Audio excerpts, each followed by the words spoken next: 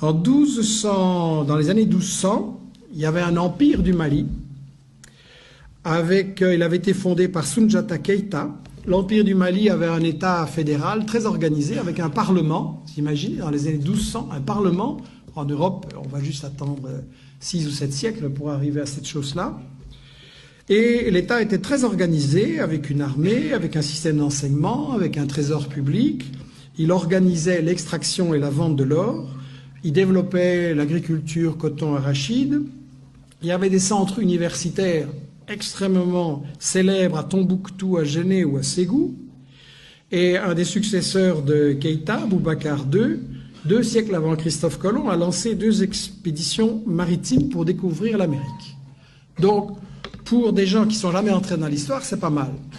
Et en fait, ce qui est intéressant, c'est que donc, il y avait toute une économie en Afrique et au Mali.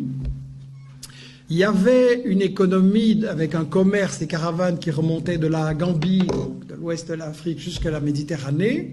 C'était effectivement contrôlé, organisé par les Touaregs. C'était un commerce extrêmement prospère. Et quand le colonisateur français est arrivé là, intéressé par les matières premières, qu'est-ce qu'il a fait? Il a totalement disloqué, brisé ce commerce. Pour gérer le commerce et l'économie, il a importé des Libanais et des Grecs.